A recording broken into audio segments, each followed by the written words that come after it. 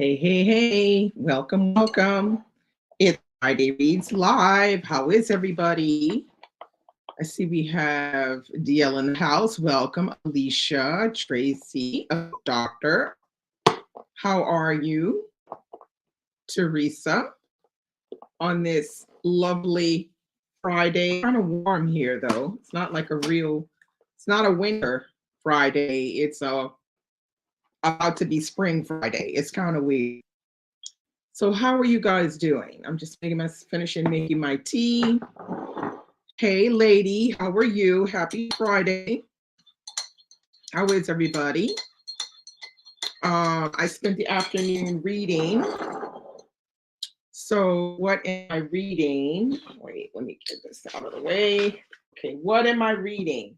So I'm about to finish up The Blueprint by Ray Gianna Rashad. I just have the last part to read. This is an interesting book. I might have to do a review on this one. It's an interesting book. It's not my preferred genre of reading. I would prefer to consume this as a movie, but I'm still not mad at it as a book. I mean, I've managed to read it and be interested the whole time, so that's saying something. But yeah, it's an interesting book, and this is her debut. So yeah, I got to that last part. And I was reading this afternoon, I was reading Praise Song for the Kitchen Ghost by Crystal Wilkinson, and I'm about halfway in this one. This is a really beautiful, lovely cook slash memoir about Crystal Wilkinson's family and family recipes. I highly recommend this one. This would make a great gift. I will have the honor of interviewing her along with my co-host, buddy Christy from my podcast. We'll be interviewing Crystal Wilkinson on Sunday 1 p.m. Eastern, and then it's 7 p.m. CET. So yes, I've been reading that this afternoon. So that's all that I'm reading for the moment this weekend. So it's this. This is what I got going on deck. So what are you guys reading? Let me know. Let's see. Hello, hello. Hey, Mary. Hello, a loved me. WA. Hey, Jennifer. Yay, Jennifer finally found the chat. Hey, Rosa. Hey, Tracy. Hey, Amalola. How are you? Alba. Hola. Fatima. Welcome, welcome. So if you missed it, this is what I'm reading. I'm finishing up The Blueprint by Ray Gianna Rashad. I'm halfway through Praise Song for the Kitchen Ghost by Crystal Wilkinson. All right, so let's hear what you guys are reading. Let me know. Oh, thank you, Teresa. Telling everybody hit the like. Please, thank you. Hit the like. I appreciate it. Let's see. Okay, lady said you're driving, girl. Be safe. Don't get in an accident. Be careful. Oh, okay. So you were listening to The Known World. Well, thank you for pausing a bit to listen to the live. I appreciate that.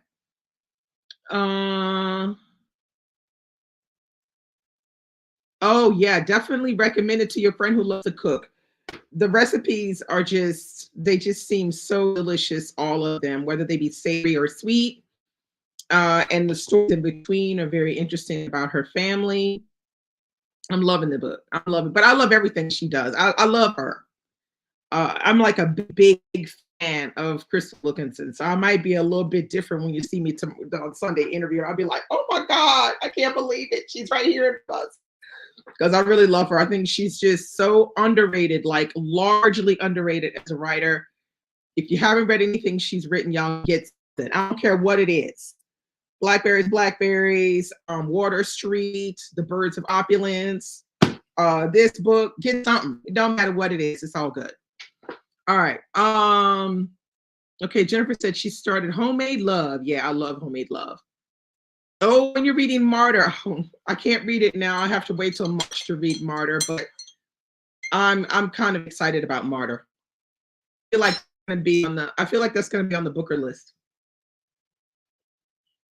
I think it's gonna be on the Booker list. Oh, Jordan J. California Cooper, Fatima, you're gonna love her. Okay, One Summer of Love, A Passionate Forbidden Workplace Romance by Reese Ryan. Ooh, that sounds steamy. Oh, it's research romance. Oh, okay. Um, oh, you just got locked. Okay, very good. I don't. I'm reading All About Love. Everybody's reading All About Love. That book is that must be soaring on the charts because I think I've seen in the past week and a half, so like maybe 10 days, I've seen someone post that they're reading All About Love. 10 different people. There's something, I don't know. Everybody's on that one. So it must be really good. October Sweet by Maxine Clare. What kind of book is that? October Sweet. Is that a romance or what exactly is that? Okay, Tracy, you're reading Annotated African American Folk Tales. Edited with forward, introduction, and no by Henry Louis Gates Jr. Oh, very nice. Oh, you're also reading the blueprint as well. Very nice. Okay, Mary listened to the Reformatory. I'm not sure I'm ready to read that book. I don't know if I'm ready to read that. Teresa said she's reading The Good House. Okay, Banana Do. An Upgrade by Blake Crouch. What genre is Upgrade? Is that also fantasy or what is that? Contemporary? I'm not sure. WA is reading The Covenant of Water. Oh, he always has medical detail in his books. He had medical details in Cutting for Stone, but just because he's a doctor, so he's going to put that in there. I'm not mad at it. It's true. It's not for the faint heart sometimes, but I still think it's an interesting thing to read about in a book. We don't read often those kinds of scenes. I haven't yet picked up The Covenant of the Water, but it's going to happen this year at some point. Okay, Tinley says she loves Crystal. Well, I'm glad I'm not the only one because nobody don't be talking about Crystal like that. But I mean, if I could, I'd be talking her every day, all day, all time. Oh, thanks. Yeah, Black is very. Okay, Rosie, you're finishing up Walk Through Fire by Sheila Johnson. And how are you liking that one? Is it okay? Would you recommend it?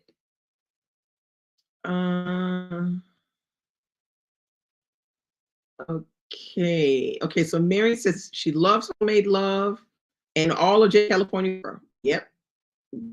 That seems like a consensus. Oh no, a doctor said she stopped after the second part with on the second part of Covenant of Water and never went back. Ah, damn. Okay, well that's good to hear, Jennifer. I'm excited to get to it. It's on my I'm making my March stack as the month goes on, and March has Martyr at the top of the stack. I think right underneath Martyr is a little yellow dog, which is Easy Rollins. Okay, so Amala says she's reading Bedrock Faith by Eric Charles May, which I love that book. I think it's really good. Okay, glad you're enjoying it. Oh, it's giving you Deacon King Kong vibes. Now, how come I couldn't get into Deacon King Kong then? Because I tried to get into Deacon King Kong. I think I tried twice, and I just said, this is not for me. There's too many people. I don't understand what's going on. I don't get it. Maybe I should try it again. I don't know. Oh, and okay, so you're reading the funny one, and then you're reading The Source of Self-Regard by Toni Morrison, which is another one I have not read. Wait, you said stopped it. Oh, you stopped it as well? Okay, WA stopped it as well. Hey D, how are you? What's going on? What you reading? Okay, so DL says she enjoys Blake Crouch. I don't know who Blake Crouch is. Okay, so October Sweet is coming of age story about a woman who is courted by an unavailable man, gets deserted by said man. Once she becomes pregnant, moves back home to have the baby. Oh Lord, the drama of it all. Okay, Blake Crouch is sci-fi thriller. Okay, that doesn't seem sci-fi-ish. Seem like it could go to thriller route though, real quick. Um, okay, so D says she's reading A Long Song for Ricky Wilde, Warmth of Other Suns, and Red China. Oh, Red China is for the booktube. Okay, D, tell us what your booktube prize, stack is looking like. So I know you're doing fiction, but just know, give us the list of what you're reading this quarter. I'm curious. Okay, and it continues and leaves the baby with her sister to go back and rebuild her life. She realizes that something is missing in her life. Guess what that is? Yup, her baby. Duh. The baby goes from the book goes there. Okay, well, all right. Okay. Let us know how that one goes next week. Okay, Alba says she's reading, finishing The Island of Forgetting for Karen's book club. Okay, I don't remember that one. I'm forgetting. And rereading The Known World with audio this time. Very nice, Alba. General stop. Everybody didn't stop the Covenant of Water in the same place because of the medical stuff. Y'all get over the medical stuff. It's a bit gruesome here and there, but just pass on. Read, keep reading. Tracy said Crystal Wilkins is an excellent author who unfortunately doesn't get the spotlight. She don't get no spotlight as far as I'm concerned. On I think on Bookstagram, hardly at all. On BookTube, Zippo. They don't even know who she is.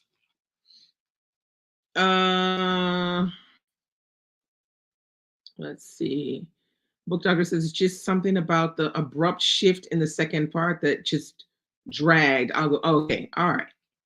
I'm a little said I really like Deacon King Kong. I like Community with a lot of character. I do too, but I don't know. There was something about the beginning of that novel did not pull me in at all.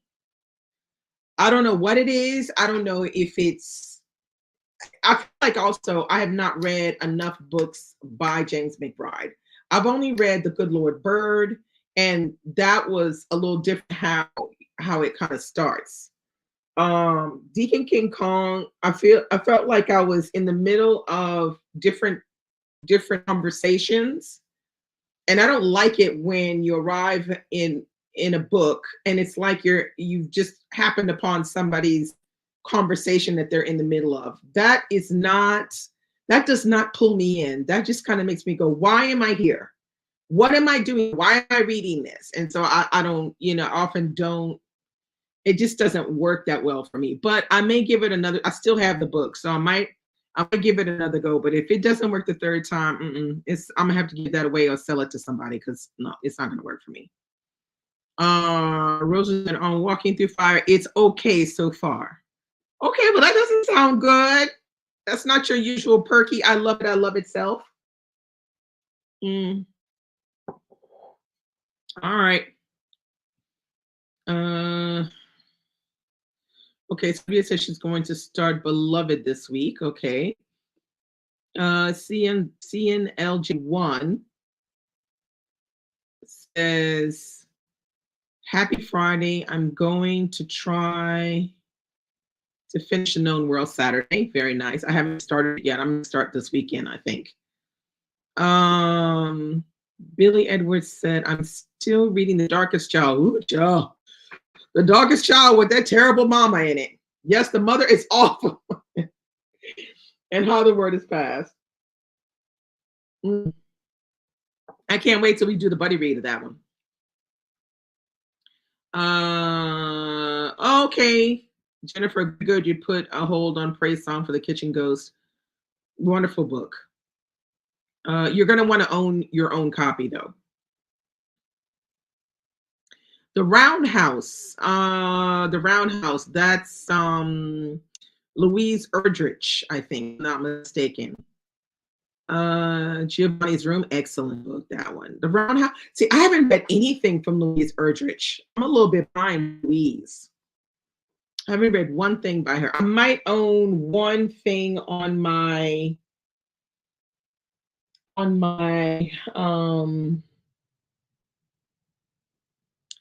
might own one book on my Kindle, if I'm not mistaken.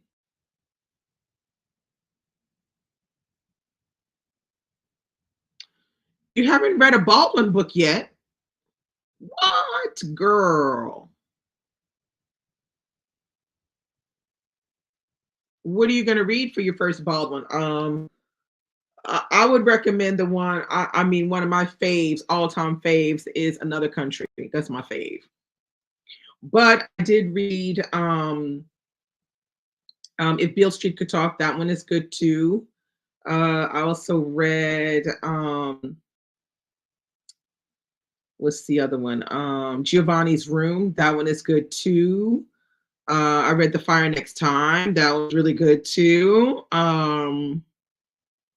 I still haven't read Go Tell It on the Mountain, but yeah, I really need to read that one because that's like supposed to be quintessential Baldwin as well. Hey, Charlene. Oh, you're still enjoying? Okay, so Charlene, are you past the second part of the novel? Are you doing? Where are you, and how are you enjoying the novel? Bernie M said was so good.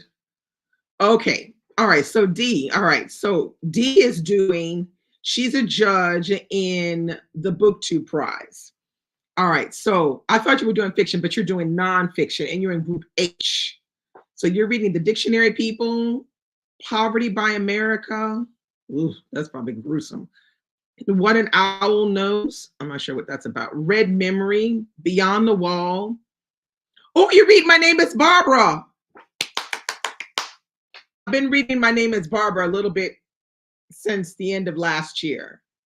I don't talk about it, but I am reading it because it's a very long book. It's like 900 and something pages. But what I do is I do immersive reading with that one. And it's really good with the audio because she reads it. So D, I would recommend for My Name is Barbara, get the audio and do immersive reading. You're going to enjoy it. It's really not a bad writer, and she writes about her life, and I think she writes fairly well. It's interesting. I'm not bad at all. Okay.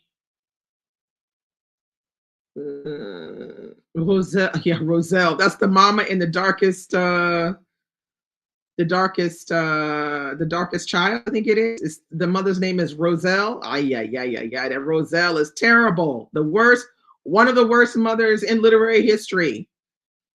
I think we need to make a list of that. Let's make a list of the worst mothers in literary history, and then we'll go and make the worst fathers in literary history and see what we come up with.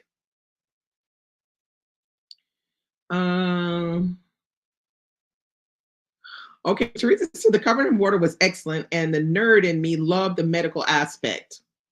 Part 2 introduces another main character, and it will all come together. Keep reading. Okay. Bernie said Heaven and Earth was really good, but I did not like King Kong. Okay, there you go. See, I'm not the only one.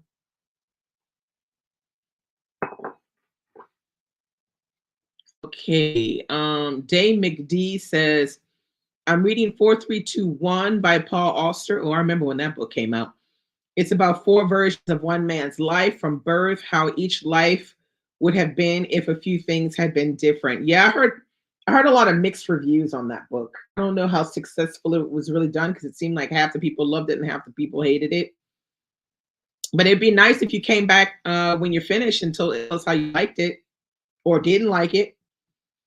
Um, yeah, that's what I thought. Poverty by America was going to be depressing.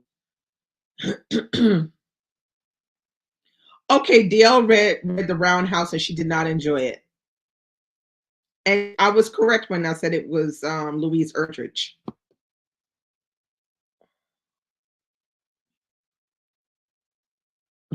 Mary said the mother in The Darkest Child and the mother in the In Perfect Peace were tied for hateful, evil mothers.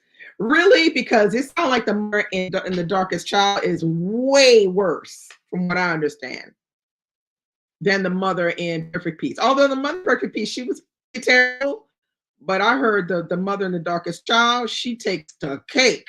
Like she is very bad, much worse. Oh, you're first for the challenge. Okay, you're going with Good Till on the Mountain. Apparently, you can't go wrong with that one. It's supposed to be really good. Did you see the movie DL for Beale Street? Because I really thought they did a good job on the movie.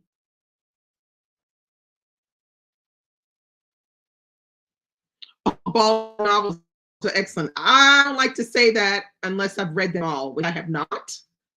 So I know the ones that I've read have been excellent. Now I have not read them all, so I don't use that phrase all until I personally read them myself. Okay, so Amalus says have finally convinced my input book to read Perfect Peace. Wow. Oh my goodness. That is gonna be one hell of a discussion.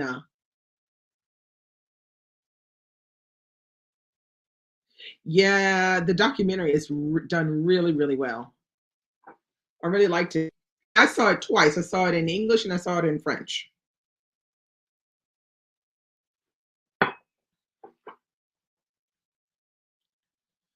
It's called Above My Head by Baldwin Was Crazy. Why was it crazy? I haven't read that one, but I have it here. I have an old copy of it, but I have not read that one yet. But why are you saying Above My Head is crazy?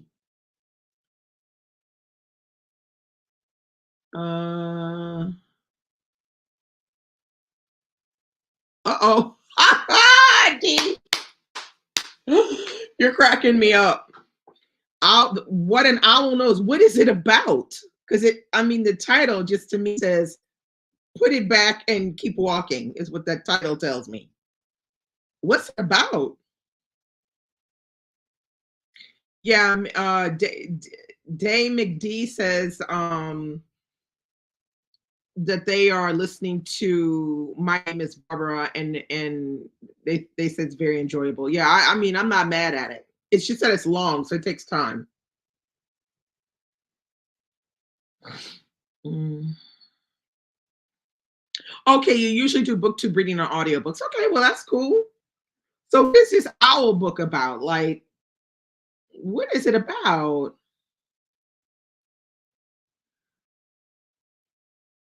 Precious. Oh yeah, Precious's mama's definitely on the list. Yeah, definitely. Uh, D is looking forward to Poverty by America. Been wanting to read that for a while. Well, that'll be good. I'll be interested to hear what you have to say about 4321. I mean, I think I tried to read, wait, I may have read one book by him. I just don't remember which one it was. I definitely prefer his wife's writing than his writing. Uh, yeah.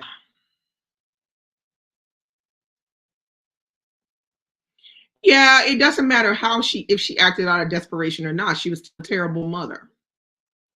I mean, you can't we can say we know why, but it still doesn't. It's she's still Bama. Seeing Jill JNL1 says, I love bad mothers in books, but not the abuse kind. And no, some of these mothers. Well, I mean, abuse can be, for me, I feel like abuse is sometimes when it's mental, it's can be it can feel like worse. And the thing about Imogene is the abuse that she went through. Her mother was had the double whammy. She would do the mental and the physical, to the point where, I mean, I'm surprised a kid didn't just shit their pants every second because they didn't know what their mother was going to do to them, what the mother was going to do to her, because she was just so the mother was so unpredictable. And Imogene got nasty face from her mama. So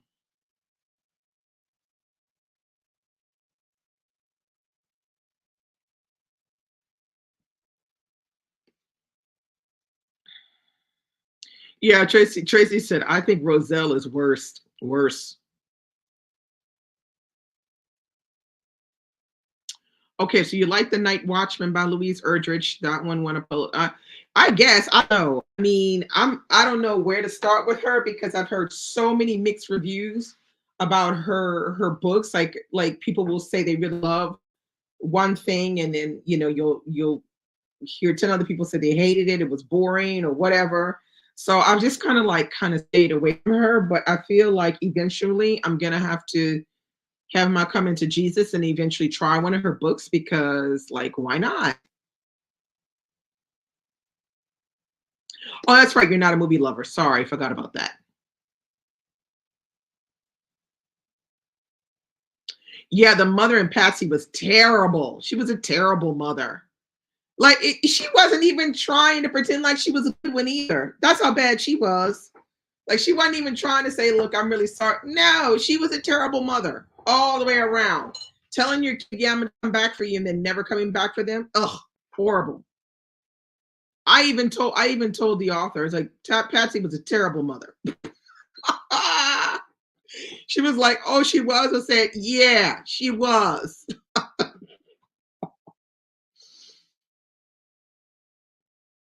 If a book becomes a movie, I read the book. Yeah, I read the book and then I saw the movie though. Oh, Michael's in the house. Hey, Michael, you're still reading Divine Days. And how is it? Is it worth the how many pages? 900 and something pages? Is it worth it? Like, is it a 4 star or a 5 star read so far?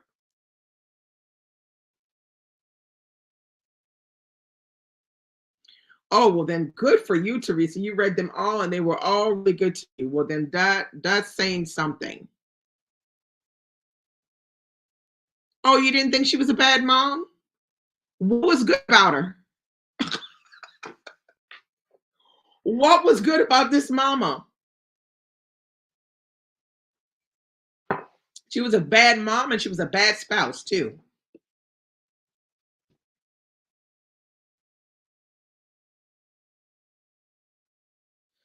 Okay, readers gotta read is reading Dysfunction Junction by Robin W. Pearson, The Warmth of Other Suns, and finishing We Are the Brennans. Okay. Yeah, it was a beautiful movie. The way they filmed it was absolutely beautiful. If Beale Street could talk. Hey, Curly Q, how you doing? What you reading? See in jail. One says to Amalola, Patsy's on my list.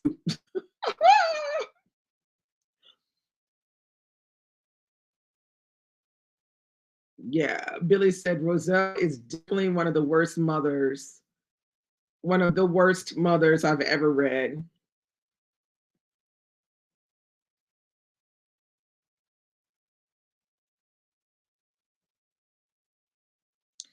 Okay, I didn't read The Violent Conspiracy, but Reader's Gotta Read says the mom in The Violent Conspiracy was hateful.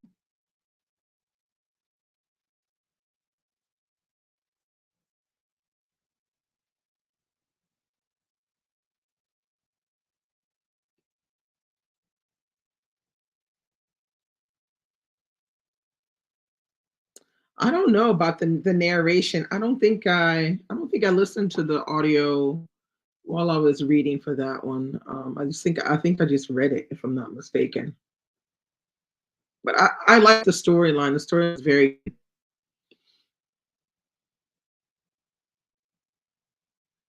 Oh my God. Tracy said she's so terrible. She lives in my head free.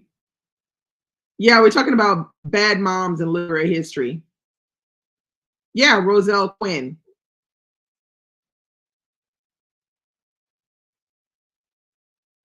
Huh? You mean the book is about owls and supposedly all the fascinating facts about owls? Ugh, that's boring. I don't care. Oh yeah, I would DNF that one too.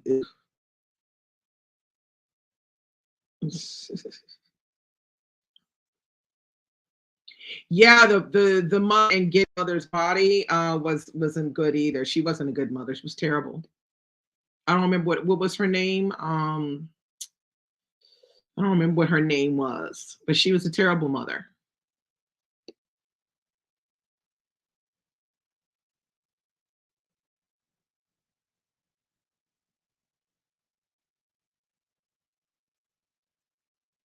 Okay, so Charlene says on page 287 of 775 pages in the Covenant of Water, it's not a linear narrative, but it works. I'm looking forward to how it all comes together. The medical scenes and terminology don't bother her. Okay, that's fine.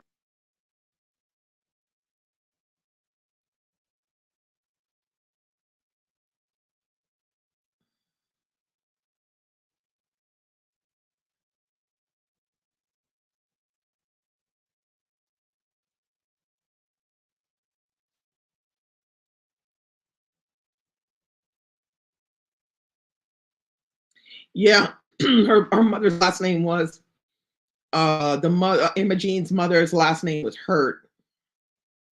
Yeah.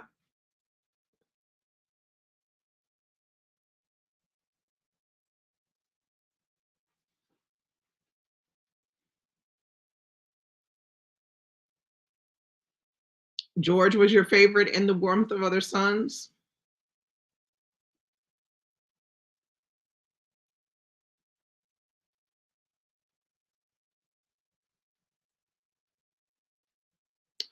Yeah. I mean, it was her mother was terrible, but Imogene was, yeah, she was messed up as well.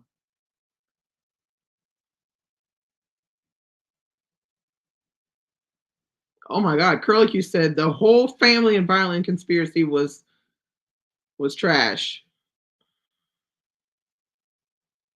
DL said the same. Violent conspiracy was hateful. Everyone.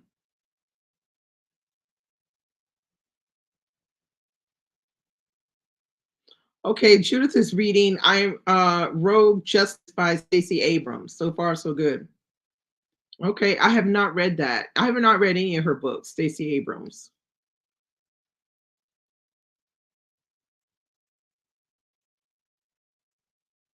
Girl, like you said, the entire Quinn family lives rent free in my head. I just want to love on them. They need love.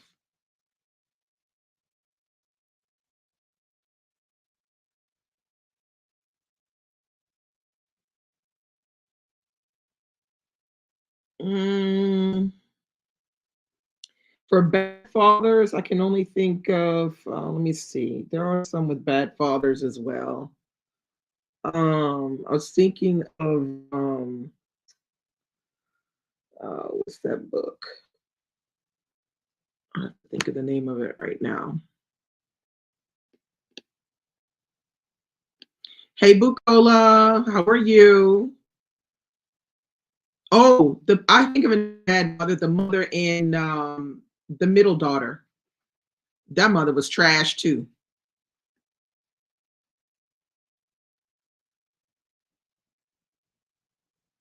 Oh wow, the darkest child that traumatized you. Like you still thinking about that bad mama. Um, yeah, the one in the mother in the middle daughter is terrible. She's a horrible mother. And let's see. Ooh, child, she was horrible.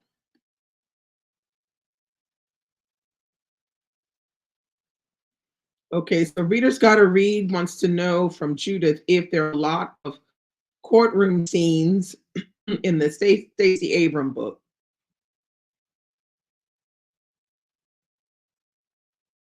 Half Price, The Middle Daughter. Yeah, ooh, that book is so good. That is such a well-written book.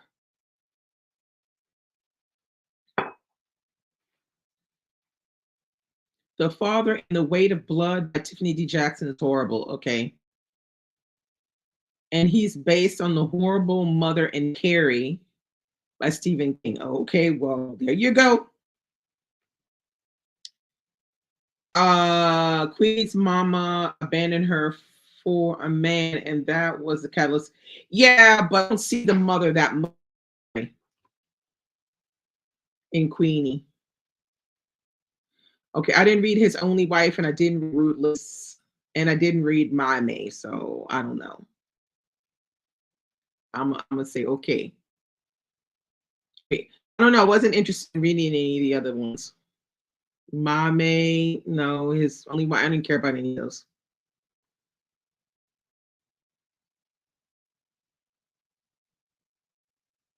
Oh yeah, The Color Purple. All the dads were trash for sure.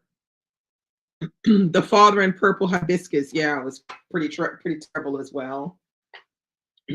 I'm trying to think of the other one I was trying to think of is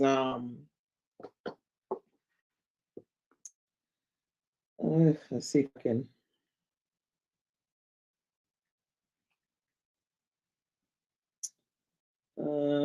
Let's see if I can think of the name of this book.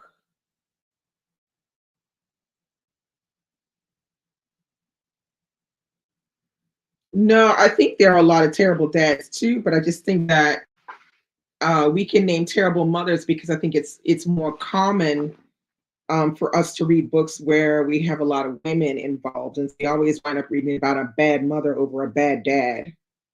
Um, for Bad Dad, ugh, let's see if I can remember. My Absolute Darling. That's another one. That dad is terrible. In My Absolute Darling, horrible, horrible dad. The Father in Parish by Latoya Watkins was heinous. The Men in Color Purple, yeah, definitely they were awful. I'm trying to think another one with a bad dad. Bad dad. Um,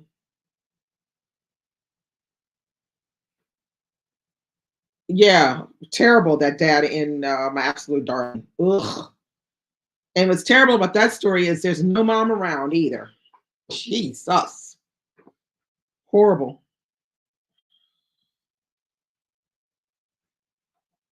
Uh, what about um,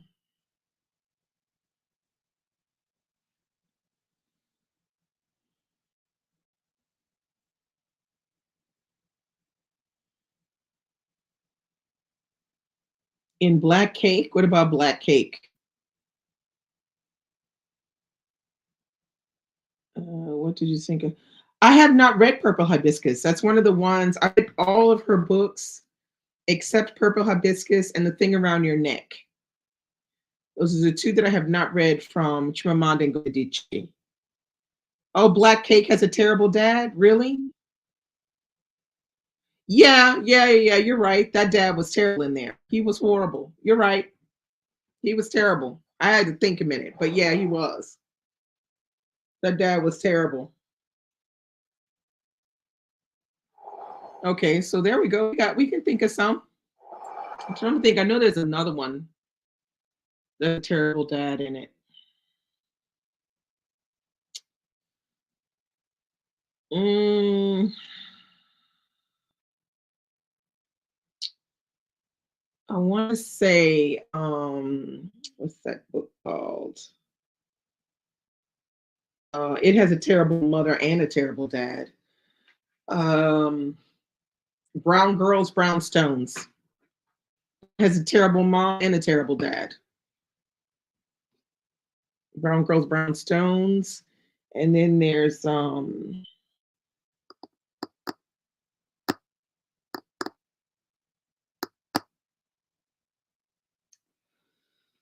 I can't think of the name of the other ones.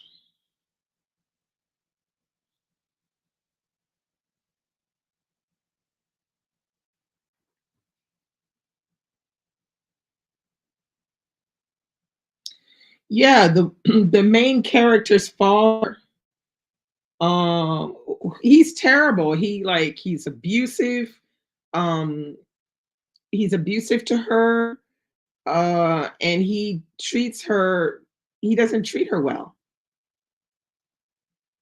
in Black Cake.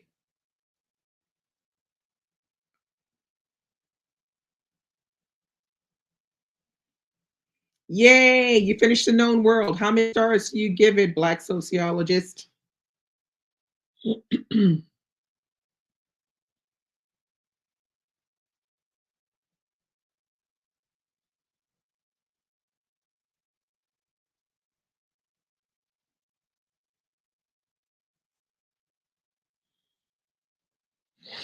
Mm, oh, The Father in the Glass Castle. I didn't read The Glass Castle. That's Jeanette Winterson. Is it Winterson? Jeanette Winterson, I think is her name. Praise Song for the Butterflies. Yeah, that was a terrible dad. Mm. Um, the other one in it's the other one from Bernice. Is it The Warmest December? That dad is terrible in that book. He's horrible. I think it's isn't it The Warmest December? Um Bernice L. McFadden. That dad is terrible. He trash. The Father from the Bluest Eye, also trash, awful. I see we got the dads too.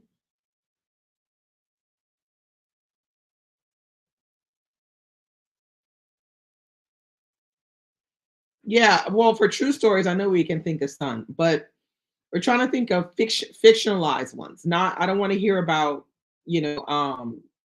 true life ones. I didn't read The Girl with the Louding Voice. A Woman is No Man, yes. The dads were trash, and also the mothers were trash in there. Oh my God. The Warmest December, super trash. That dad was terrible. Mm, I'm trying to think.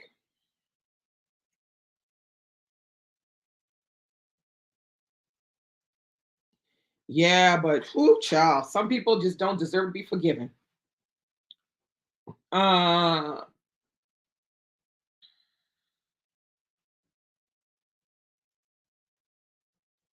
the, you thought of the cover of this bird?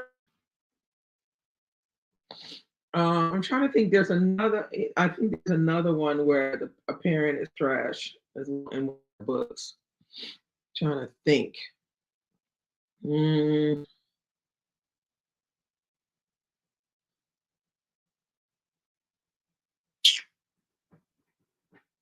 mm, I'm trying to think. Yeah, her books are so good. Trying to think. There's another one. Trash. But I'm not able to think. Uh,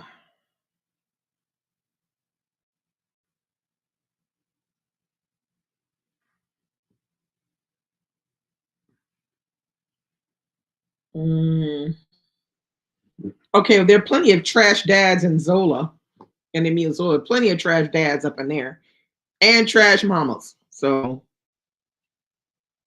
gathering. That's what I was trying to think of. Did we mention the mother and the gathering of borders? I was trying to think. There's another one where there's a bad parent. Yeah, in the gathering of borders, yeah, the mother.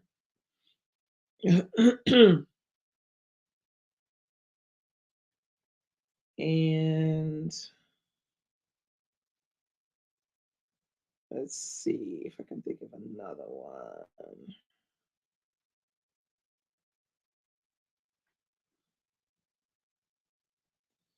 Red at the Bone, the mother. Yeah, did not want to be a mom. Yeah, that she was a terrible mom too. You were correct about that. You were correct about that. Bad mom.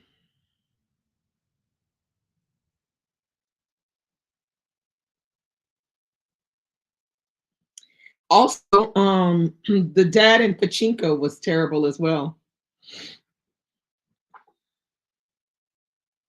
The dad in the Polished Hoe was bad too. Yeah. Praise song. Yeah, we. I think we said praise. Somebody said praise song for the butterflies. I think earlier. See, they got plenty of bad dads. We just thinking of the moms first for some reason.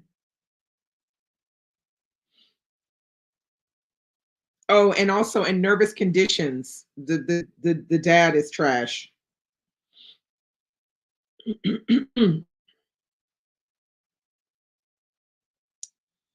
uh,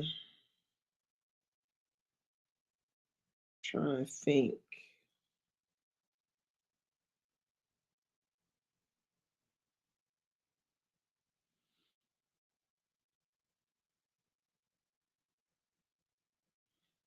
And also in The Bride Price, the mom is kind of trash in The Bride Price by Bushia Macheta. Mm,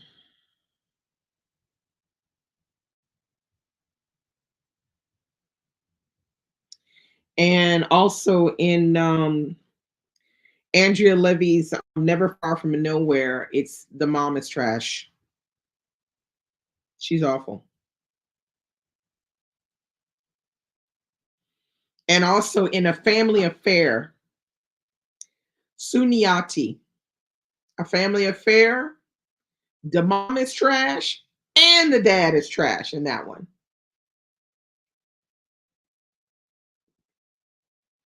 Oh yeah, stay with me. Oh my God, the mom was trash in that one. Ooh, child, she was trash.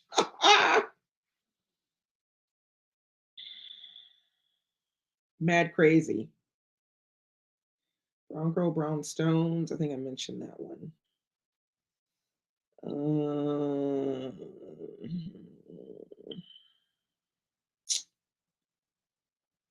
uh,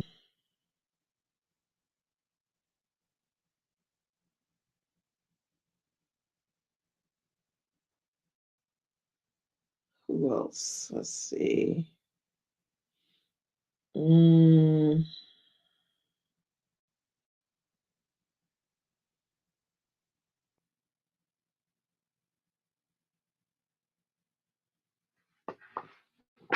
One Armed Sister. Mm, yeah, the One Armed Sister as well. So we named so many books. Like, what does that say about writing a story? Like, do the parents have to be trash, or do at least one of the parents have to be trash? Woof. Or is it just that we're reading such intense books? Because, bruh, we didn't named a lot of books.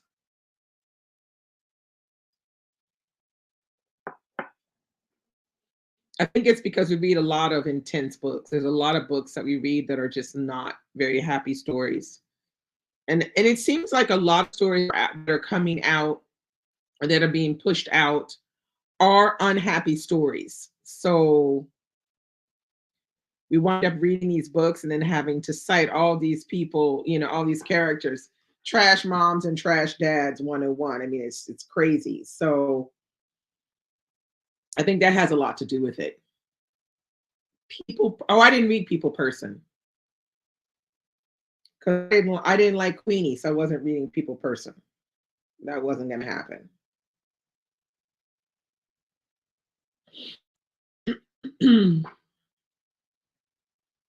We like the drama. That's right, D. That's what it looked like. We like in the drama because, like, we didn't named off a bunch of characters like super quick. Um, so clearly we like the drama, we like the tense story, you know, the intense story for sure. Um,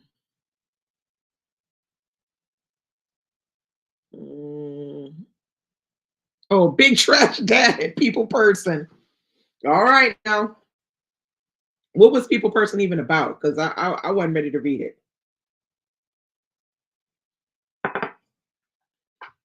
I wasn't ready. So I have no idea what the book was about. I didn't even look to see what it was about.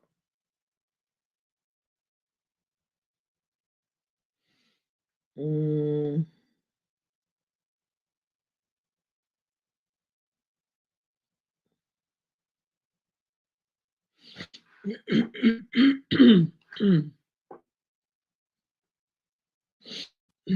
I was going to ask you guys as well.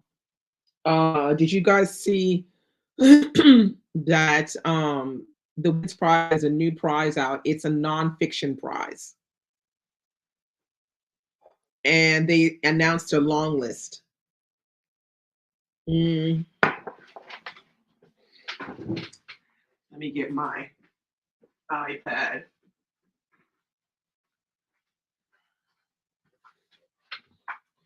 Their list for their nonfiction might not be too bad. Let me just see.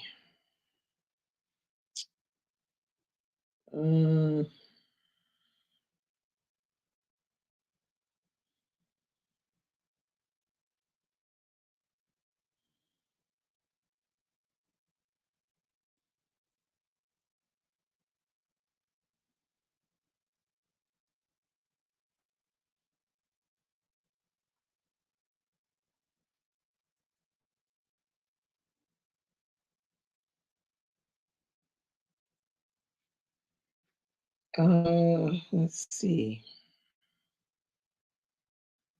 Um, okay, so on the list,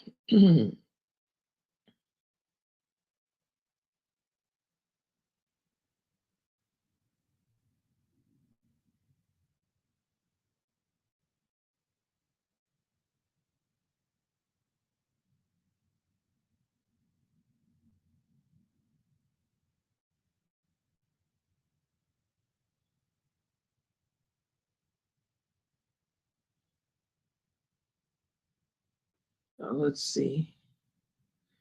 It's the Women's Prize Nonfiction Long List.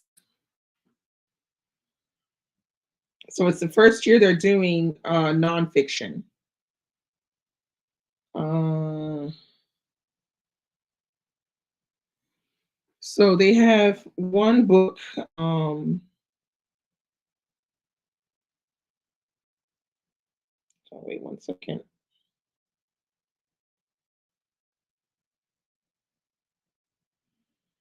It's a very long list. I don't know if they're reducing. Let me see if I can figure it out. I think they're reducing it down to seven. I think. I'm not really sure.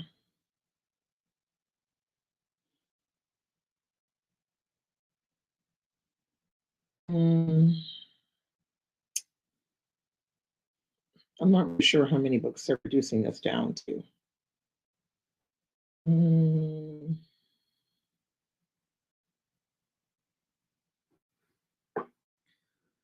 let's see.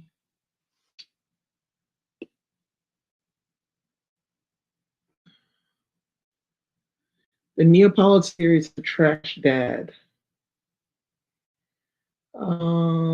Yeah, and it has Trash Mom too.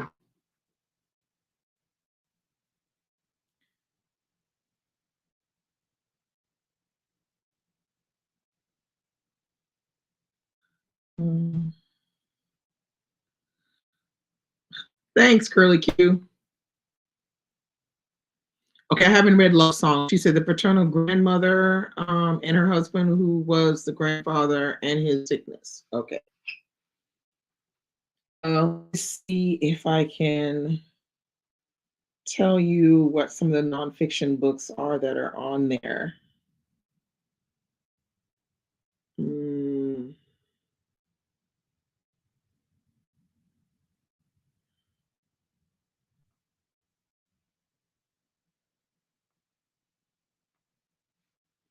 mm.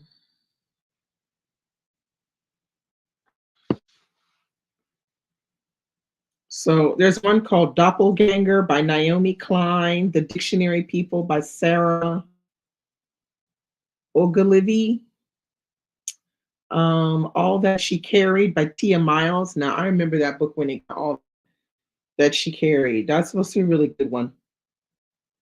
The Britannias. We have another one called Eve. Another one called Codependence. Another one called Some People Need Killing, a memoir of murder in the Philippines. That sounds super intense. How to Say Babylon, Sophia Sinclair, Lucy Jones, Matrons. Another one called Wifedom, Anna Sunder, and Shadows at Noon. That's the list. Let's see if I didn't miss anything. I'm sure I missed something because I was looking at another list. Ultra capitalism, corporate crimes, backdoor bailouts, and the death of freedom. Oof, that sounds intense. Eve, How the Female Body Drove 200 Million Years of Human Evolution by Kat Bohannon. Intervals by Marianne Brucker. Shadows at Noon, The South Asian 20th Century by Joya Chatterjee. A Memoir of Art and Life and Sudden Death by Laura Cumming. Some People Need Killing, a memoir of murder in the Philippines by Patricia Evangelista. Wifedom, Mrs. Orwell's Invisible Life by Anna Funder. Matrons, On the Metamorphosis of Pregnancy, Childbirth, and Motherhood by Lucy Jones. Doppelganger, A Trip into the Mirror World by Naomi Klein. A Flat Place by Noreen Masood. All That She Carried, The Journey of Ashley Sack, A Black Family Sake by Tia Miles. Codependent Living in the Shadow of AI by Madhumita Murgia, I'm not sure. The Dictionary People, The Unsung Heroes Who Created the Oxford English Dictionary by Sarah Ogilvy. And Young Queens, the Entwined Lives of Catherine de Medicis, Elizabeth de Valois, and Mary Queen of Scots by Leah Redmond Chang. So you have like a long list of some kind of, I would say they cover a lot of different bases. All That She Carried is supposed to be, what did you think about it, Jennifer? Did you like All That She Carried? Oh, look, DL said it was boring. Okay.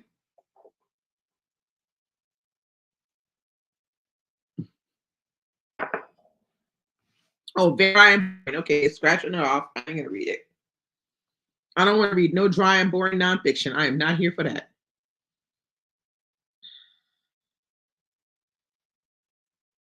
Oh, you're going to see Jonathan Eig. Very nice. Oh, Creole's is hosting. Will enjoy.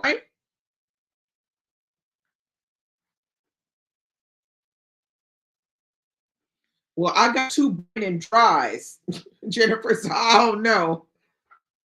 Oh my God, too boring and dry and DNF. So it's a no, ma'am. I'm not even gonna attempt that.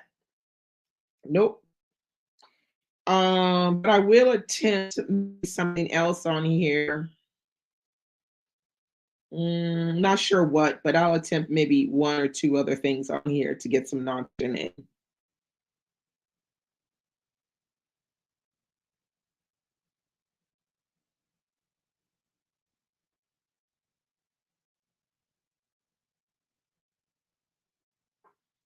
Uh, oh my God, you own a copy, Teresa. Lord Jesus. I don't know. I'm not gonna try to get a copy of that one. I might go from. I'd be interested in reading the Young Queens. That one would interest me. Young Queens, the entwined lives of Candace, Elizabeth de Valois, and Mary Queen of. Yeah, I'm up for that. I'd read that. And I'd read maybe A Flat Place is supposed to be good as well. I might attempt something like that. Okay, so we'll see. I mean, yeah, I ain't trying to, saddlebag myself to too much nonfiction, but I like to read like one a month, but I can't see myself doing more than one a month. So this month, my nonfiction is this one. That's my nonfiction for the month.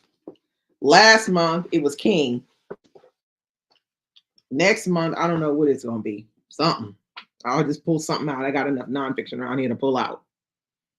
Um,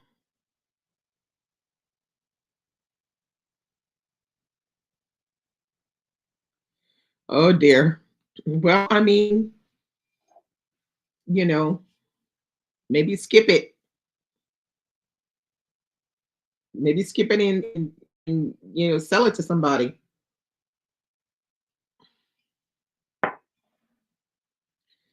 But with that many, was boring is dry. I DNF. I'm good.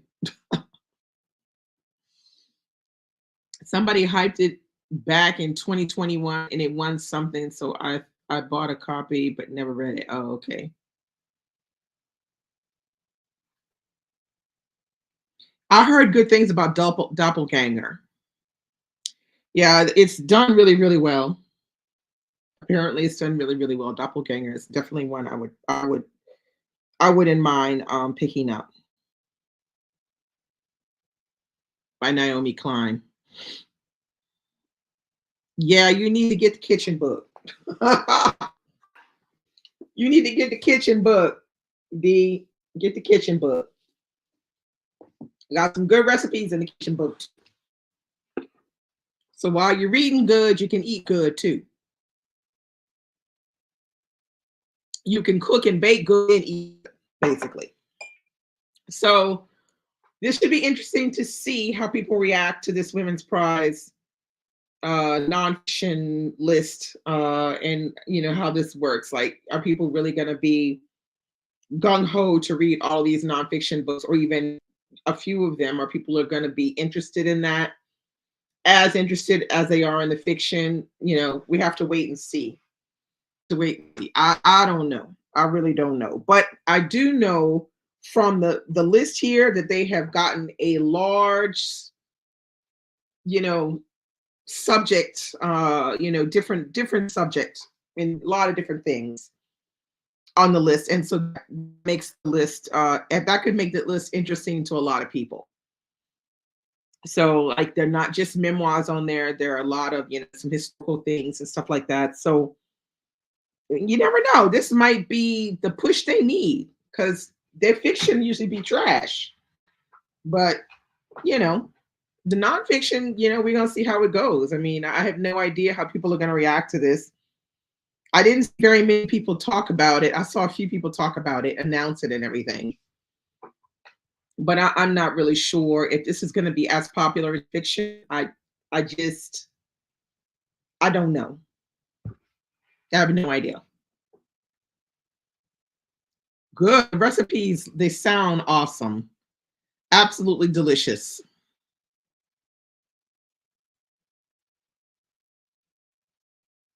Yeah, I heard good things about Black AF history. Only good things about that one. I remember Raymond was raving about it. He was raving about Black AF history. So uh,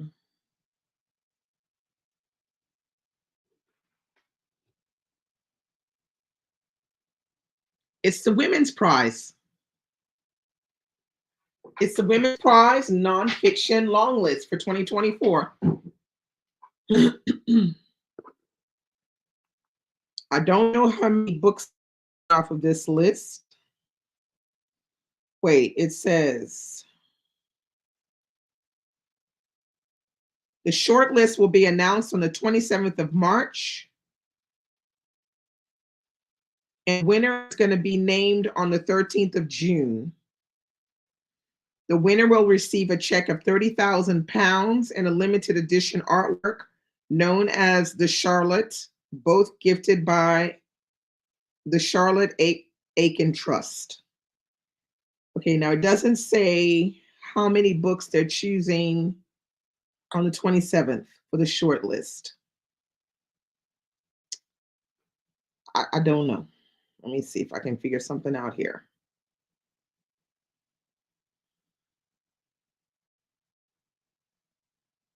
Hmm.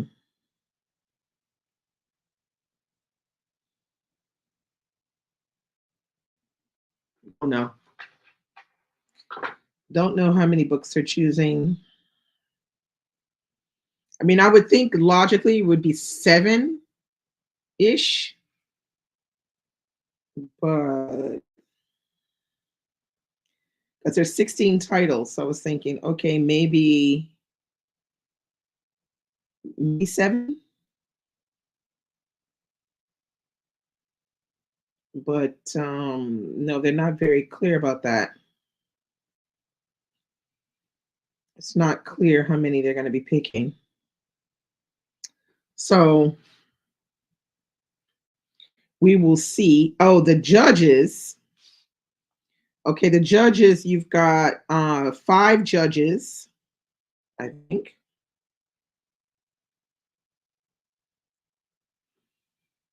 Yeah. Wait, I lost my page. Damn it. You got 5 judges, and I think one of the judges is what is her name? Camilla Shamsi is one of the judges. Ugh. If I can find it over here. Here we go. Maybe I can get it here. One of the judges. Okay, there's also Monica Ali is the chair. So if you know Monica Ali, she's I think she could say Indian origin, British. She's a writer. She wrote Brick Lane. She wrote one that came out I think it came out last year, which was called Marriage. I think a Marriage Plot or something like that. Love Marriage. Sorry, not Marriage Plot. That's completely different writer. Love Marriage came out last year. So she is the chair. Then we have Ayobami Adebayo. Y'all know who she is. Stay with me. She's on there. Then they have somebody called Laura Dockrill. She's another author, illustrator, script writer. I don't know her. And then there's also Indira Varma. She is also an actor. And there's Anna Whitehouse. She's a podcast host and an author and a content creator. So we gonna see. We gonna see. Talking about Love Marriage was boring. I don't know. I ain't read it. So I read Brick Lane years ago and I absolutely loved Brick Lane. That was very good. Bethany says the list may be based on when the books came. Yeah, definitely. I'm sure. Because it's a UK based prize. But I mean, I don't know these nonfiction, so it doesn't matter to me when they came out.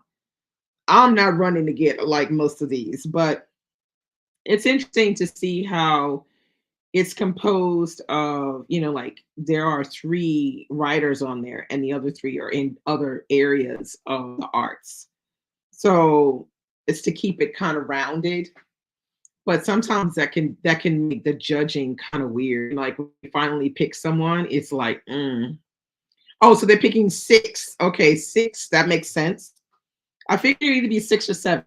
They've got 16 on the long list, so 6 is going to be a tight squeeze. Oh, okay. It was a BookTube selection. Yeah, we're talking about the Women's Prize nonfiction. Just talking about the long list and for reading anything. But I didn't realize that Ayubami Adebayo was on the judging list, and I think she's super cool. So I'm about that. And I ain't mad at Monica Ali. I read at least one of her books, and I thought, like I said, check out Brick Lane. That was good. Okay, so they're picking 6, and they're gonna come out. I think it's in March with the end of March, the 6 shortlisted books. So I don't know. We're gonna see. I don't know how this is gonna go. And then soon they're going to be announcing the long list for the fiction as well. I'm going to be announcing that pretty soon. I can never remember when it is. Always sneaks up on me, that one.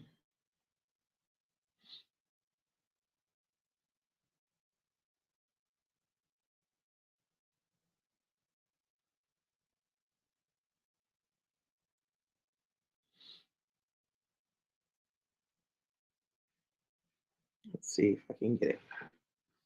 When is it going to be out?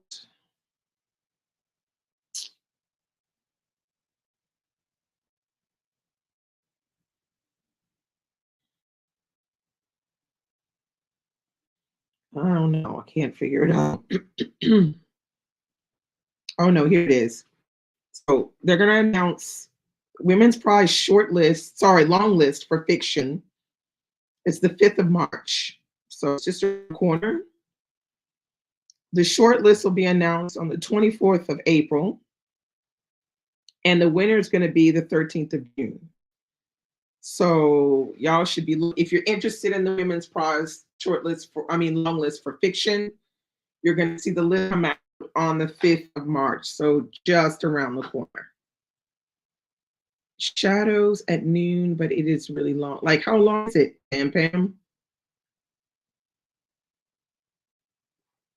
Guardian writer and Observer critic longlisted for inaugural prize for nonfiction. Why am I Googling this?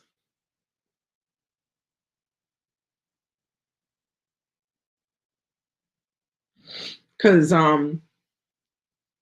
yeah, so we're gonna see how people react to this long list. But for the moment, like I said, some content creators have not really mentioned it, and some have. A few have, but it's not like when the fiction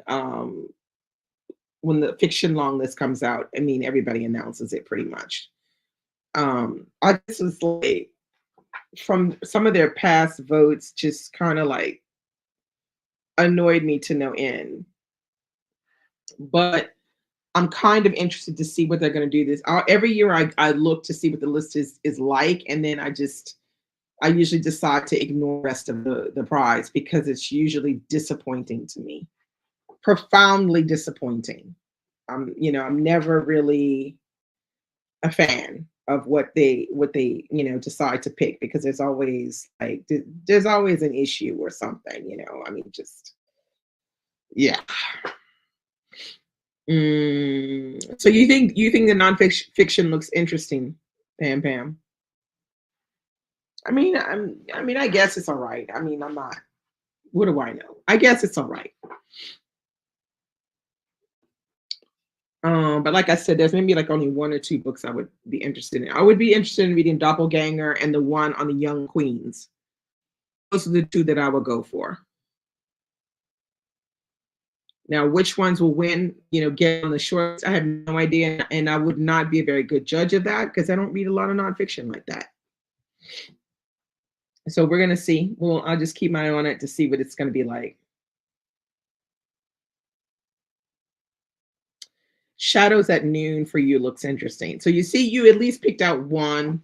I picked out two, and I think it's going to be like that for a lot of people because I have a feeling I have a feeling more people will be interested in the fiction or are more interested in the fiction of the Women's Prize than nonfiction.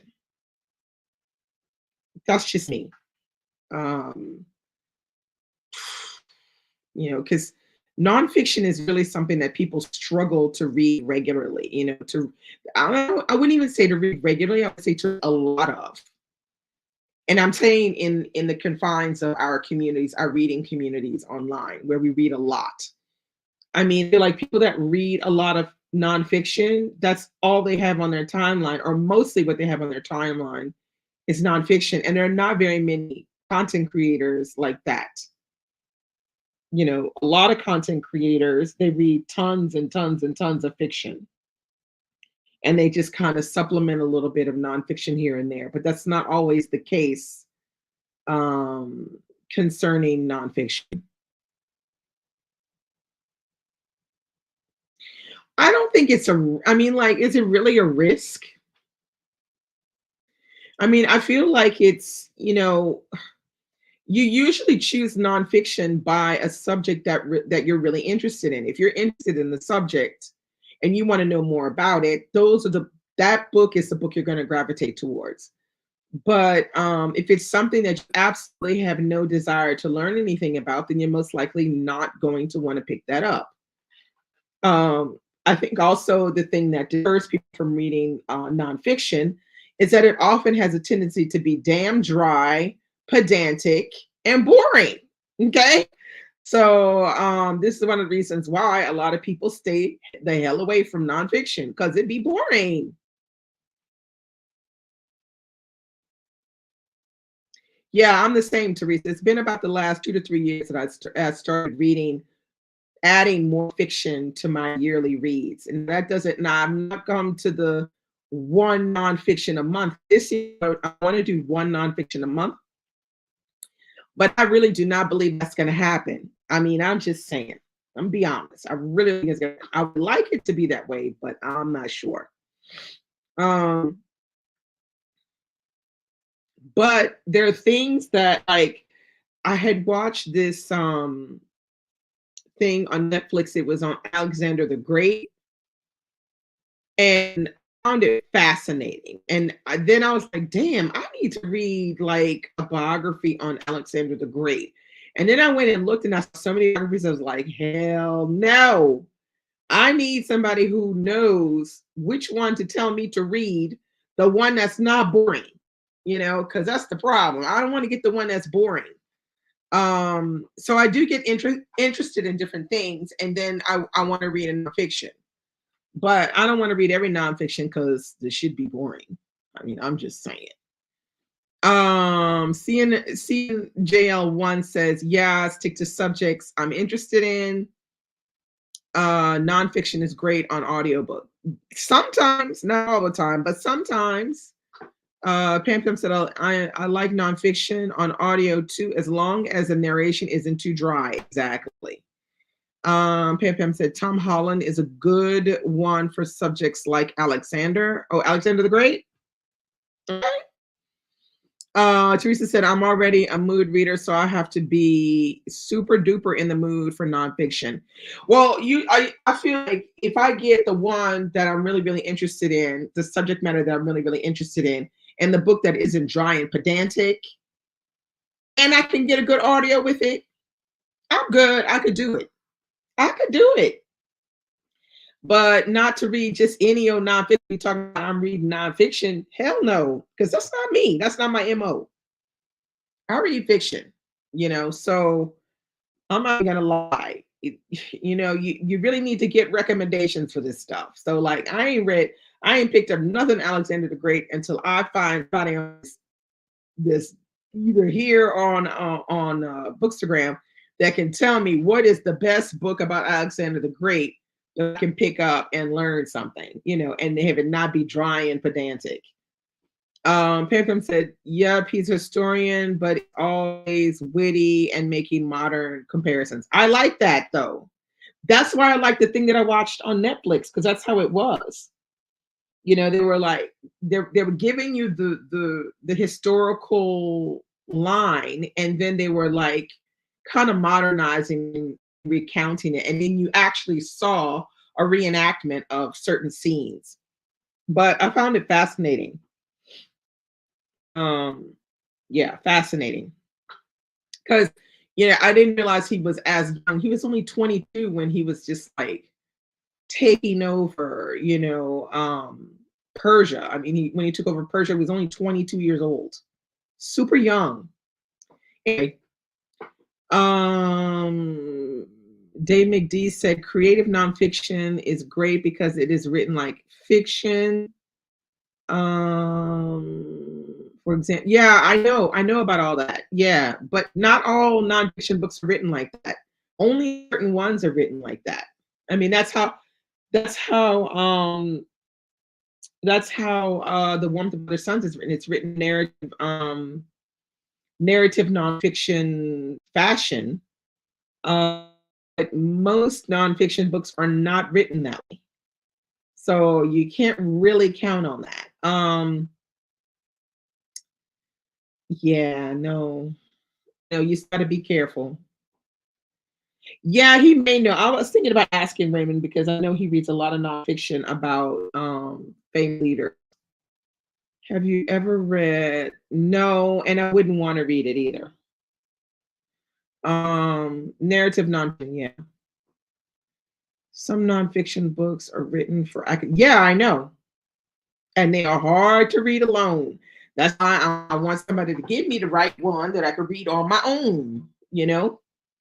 I'm gonna ask Raymond. He might know because I know he reads a lot of nonfiction about leaders and stuff like that. So he might know. But I will not be purchasing anything about Alexander the Great and not the right title because girl ain't wasting her money like that. No siree. Um, but reading King was great last month. That book was really, really good. It was just so well written and so informative, and it had everything going for it. Him and Gracie's are the nonfiction group. Oh yeah, Grace. Yeah, I forgot about that. I should ask her. Gracia would know. I think Gracia might know. Yeah, they're the nonfiction gurus. Gracia and Dr. Raymond. Gracia, yeah. I have to ask Gracia. She might know. Because I mean, I am gonna be reading. Like, I do have some nonfiction that I already have that I could read. But um, yeah, I just I want to slow my roll on the idea of purchasing a nonfiction book. I just I don't think I'm ready to do that until I know what I really want to purchase. You tried to read Politics of Parenthood, and it's a lot of facts, a very short book. I was overwhelmed. Yeah, this is another thing. It's just to read a bunch of facts and statistics and like, nah, that ain't for me. Oh, you just ordered King? You're gonna love it. King is good. Why did King have to be such a philanderer? Ugh. The history of parenting, policy, and ideology from slavery to the ninth. Yeah, but when they start adding all them, that sounds like one that was done for academia. So it doesn't sound like it's for us. For regular normal people. It sounds like it's for academics. Like, no, I don't want to read that. That's boring to me. No. I would have to yeah, I need something that's more or less for people like us that can, that it's not, pedantic and, dry and, where you're falling asleep every time you open a book. Like, no, I can't. Now, I would go and purchase Ali by Jonathan Eag. After reading King, not want to read. I want to read Ali because he did one. He did one of Ali. Now there's one that I have to read that I haven't read, which you know, because I said it when we did the fun and games with Ray and Kay, because I haven't read the autobiography of Malcolm X. This one definitely I will be reading this year, which I do own. I just haven't read it yet. So that will definitely be one that I'll read that I have already. Ali. Oh yeah, he has one on Capone as well. Yeah, that would probably would be good as well. Get some insight on Capone. I don't know. I just think he's very good at what he does. He's very good at getting in the information that is the most interesting. I don't know. Did you guys see the interview that Sean did with Jonathan Eek? I had to catch the playback because he did it while I was sleeping. But I caught half of it. And I thought it was really, really good the way they talked about writing, biographies and stuff like that. It was very interesting, that interview. If you haven't seen it, I highly recommend you watch it. It was good. Yeah, a deep and interesting icon. You are correct about that. Um, so if because he threw down when he did Kings, I'm sure he threw down with Ali as well. Um, so I would be interested in getting that to learn more about Ali for sure. But I'm gonna read about Malcolm first because I need to do the Malcolm. Malcolm need to come first. And then eventually, if I can find something on Alexander the Great, boom, then I will do that. But for the moment, I need to speak to the experts first. Because we're not buying no books, no nonfiction without consulting first. Consulting experts. So that's it for Friday Reads Live. This has been enlightening, interesting, and fun as usual. I will be doing with Crystal Wilkinson and of course with my podcast buddy Christy from Brown Girls Booking. And we're going to interviewing Crystal Wilkinson talking about Praise Song for the Kitchen Ghost. If you're interested, it's going to be on Sunday, 1 p.m. Eastern here on my YouTube channel. So that's all I have for you today. And I will see you guys maybe on Sunday. If not, I'll see you on Friday, next Friday. Bye.